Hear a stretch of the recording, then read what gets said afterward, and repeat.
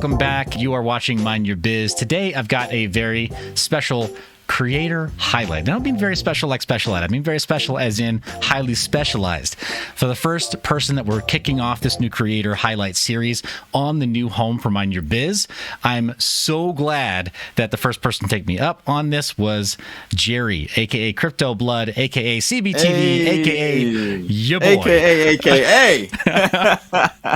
Jerry, thanks for coming on, man. Oh man, thank you so much, Seth. I saw the opportunity, you put it out there. I'm like, oh yeah, let me get on here with him. I didn't even know what I was getting on for. I'm just like, oh, let's do it. Well, I feel like that's kind of like the trust that's been building in the creator community in crypto over the last probably like especially 12 months. It's really come up and been more of like a federation, right, of people that all make content. And it doesn't feel like, people are pulling up the switchblades and saying like, oh, you're stealing views that should be mine or whatever. Correct. People seem very, very cool with each other. And we go back some time though, like 2016, 17. Ish, about that. Yep. Yeah. It's 17, 18. Yeah. 17, 18. And then there was Vegas in 2018. And, we were at that party the literal night before Bitcoin fell off a cliff. I mean, there's some history. So let's do this then. Let's get the audience caught up on that history. But I want to go beyond just like, where we know each other. Because obviously, Blood, you go way back, not just in crypto, but I mean, you're a grown-ass man. You have a full life of experience before crypto, too. Tell people a little bit about, like, who is Jerry, a.k.a. Crypto Blood, in a nutshell. Man, a serial entrepreneur, if I just had to sum it all up. I mean, I've gone from vending machine businesses to web development business for 15, 16 years, trading. Started a commodity trading advisory firm in 2006. I've done it all, man. I've tried it all. I've learned from a lot of it, even 2 tech startups. I mean, like full on official tech startups with some VC backing and all of that. So that's what I would consider myself, Seth, a serial entrepreneur at heart. Okay. Yeah, well, and you definitely walk the walk. I mean, there's a certain swagger that only comes from having been punched in the face, metaphorically, right? By having those businesses, right? The Mike Tyson metaphor. Yeah, absolutely. Right. So definitely appreciate that. And Blood, a lot of people, I mean, people who maybe don't follow your content don't know that you really solidified a name for yourself in the crypto ecosystem, especially based on a couple of projects. And I think sometimes they don't get as much love as they should. But tell people from my audience, not about how you got introduced to crypto, but what really, what put the cement galoshes on? What made it so you literally couldn't escape from crypto? Oh, man. I mean, honestly, I would say, Seth, that first run up where I was able to take my initial investment of maybe $700-800 and it's about $900 and turn it into some money, man. I'm talking about almost 6-figure money, right? And in a span of 12 months. And I realized the potential and how early I was. But what really shifted my opinion of it was when I kind of got into the back end of things, the mining. You have a site, you have a YouTube channel, mineyour.biz. When I did the mining concept and really delved deep into that, man, I was really captivated by that industry. I began building rigs. That's another business. I build rigs for families and friends of mine, clients of mine. I would build rigs with the crates, the old crate rigs, the GPUs hanging across the top. So I would build those and was mining myself. So I think that the mining industry and getting into that space really cemented my love for crypto. I didn't look back from there. Wow. Okay. And then help us out with the timeline here. About what date or what year was it that you were like, okay, I'm in, like there's no looking back? I would say probably no looking back. I don't know if I guess I had the no looking back point was probably 2017. That's late in my journey. But like if you want to say 2000, early 2000 or late 2013, because I got into crypto in 2013, March of 2013. So I would say late 13, early 14, I really started getting into and getting my feet, getting knee deep in the mining space within crypto. But 17, I would say it was a no turning back phase, because that's when I started to phase out my old business of, acquiring or looking for new web clients, and solely focus on cryptocurrencies. And yeah, that would be my no turning back Wow. moment. Okay. 2017.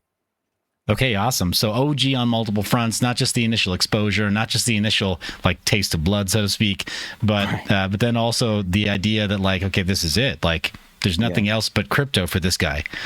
That's great. Yeah, man. I lived, ate, slept crypto. It was crazy. And it was amazing how the universe aligned things for me to make that transition. It wasn't that bad of a transition. Typically, if you make a pivot like that, a career pivot, especially a career pivot where you were your own boss for 15 something years, and you pivot, I got a young daughter, I got a wife, and you make that pivot, man, it can be challenging. And so it was interesting. I was able to do it.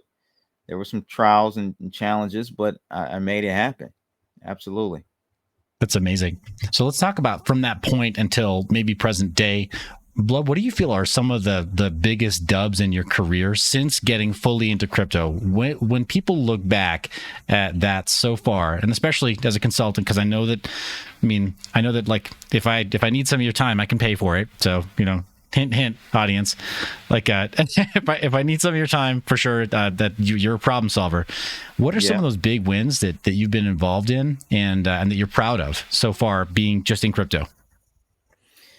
The crypto side, man, I would say I really pride myself in the interviews that I've done. I've done some key and very big interviews, multiple ones. I've even had Max Kaiser come out to my city, my hometown, Detroit, Michigan, 313, and hosted a live event for him, he and Stacy. And Max was an idol of mine for years. I really looked up to Max Kaiser. If you guys aren't familiar with him, go just search Kaiser Report, RT America, legendary. He's got a lot of people into Bitcoin too. But having him come out to my city, interviewing him multiple times on my channel, interviewing Robert Kiyosaki, is like legendary. Yeah. So I'm gonna have him on my channel again very soon. Brock Pierce, Andreas Antonopoulos. I mean, the list, it's a heavy list, man. And that's what I would say. I pride myself in being able to make those connections within the crypto industry and continue those fostering those connections, relationships. Yeah, that's pretty big to me. Yeah, phenomenal. I mean, I don't know many other crypto niche specific influencers Right. and content creators that are getting that interview with Kiyosaki. Like, Yeah. I'm at a loss. I don't know if anybody else does. I don't or know has. anyone. Yeah. I don't either. Yeah. Yeah, that's big, Yeah. man. That's obviously big. So as far as your involvement in crypto projects, I know at one point there was a big association with a proof of stake project, EOS. Is that Yes. still something you're working on? Are you still active in the community? What does that look like for you So these days? I was the managing director of a block producer that ran and validated nodes for EOS, along with 6 other or 5 other blockchains that were EOS IO compatible, or ran off that protocol for about 18, almost 2 years. I did that, and really got a chance to be able to see behind the scenes within the blockchain industry, and EOS specifically. I was a fan prior to that position. But what I saw and what I've seen transition or occur with this EOS network is a lack of clarity and leadership. Right? You had Block One. Block One was biggest ICO 2018-17, raised over $4 billion, and they pretty much did nothing, man. If you want to just say, they absolutely did nothing. I mean, aside from the initial code release and some updates that followed shortly after, it was great to see though the community take that code base and make their own iterations of it. You Out of EOS came Wax, the one of the biggest, if not the biggest, NFT by activity or transactions, blockchains in the world. So it's just great to see that a community can take what looks like to be a dead project and revive it, and not even revive it, because those started shortly after EOS was born. It just showed that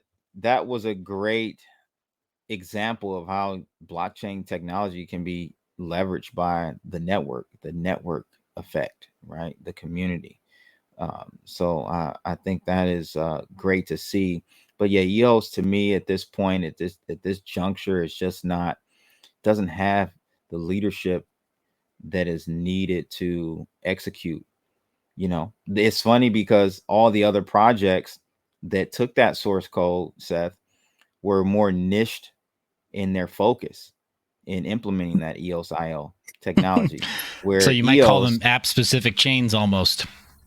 almost, but EOS kind of just left out there the jack of all trades, master of none type of situation with no real leadership. It's just unfortunate. We'll see what happens. The technology is excellent, and I'm serious. They have some very great technology, but Sure. it's Well, just yeah, not the the delegated execution, proof of right? stake is being adopted by so Yeah, many other Dan proof of stake Limmer. projects. Dan Limmer definitely spearheaded and created that movement with DPoS, and it's just, I think his one criticism of his that I would have of him is that he seems to not be able to stay focused on one goal for long enough. He's an intelligent guy, really smart, and comes up with brilliant ideas, but he jumps around. And I think, that may be part of the issue. That's too bad, man. Okay, so it sounds like for you, the working with a block producer for EOS is now, it's a roadmap item you've already gotten past. It's a milestone. So another one of those like another check to the chevron on your on your patch right there. So you're Yeah. moving on. What is on the horizon for for Crypto Blood, both the channel and then for you personally, Jerry? Where do you see yourself Yeah. going next in crypto? Yeah, that phase of about 18, 19 months at EOS Detroit was they called me in. They wanted me to, take the helm and lead the company, and we did pivot into a direction that I think they're doing a great job in continuing. Man, for me, Crypto Blood, I now I can focus back solely on my brand on CBTV. I have 4 contributors now on the channel and growing. We just want to bring content, man, real uncut content, not your traditional, tie and suit look. No, that's not us. But just continue to bring great content from contributors that have been in the space for a long time on our channel. A few of them have been. So just continue to do that. And I have a new Netflix documentary I'll be in that should be airing Q1 of 2023. That's going to be awesome. Okay. So, Yeah. yeah. Right. See that look? You're like, it's just this little thing on Netflix that's coming out. Don't worry about it. Yeah, well, hopefully Netflix is around by then. I hope they're still around. Fingers Jeez. crossed. But Yeah. yeah, Well, I don't that's know what the that's going earnings to be report is like. exciting. Yeah, right. I'm working on a book, Seth. Okay. So, second half of 2022 into 23 is going to be should be a great year for me. Phenomenal. Well, looking forward to it. I think we're going to wrap it up right there. But I mean, audience, you see the links down in the description of the video. We're going to repeat this anyway for folks who are just listening in, though. Blood, where can people find you? Where are the best web properties to go, and what should they do when they get there? Yeah, absolutely. Ironically enough, I just relaunched a design of cryptoblood.io. So go over there, check me out. We've got Blood Analytics trading services now available. As we talked about earlier, I'm into crypto as far as trading technically. So I've taken those skill sets and created an automated system for you to trade. So that is available, goes live August 15th. You can save 30% if you sign up today. All right. And, just for kicks, tell them that Mind Your Biz sent you. Yeah, for sure. Yeah, I'll set you up an affiliate link. Get that set up.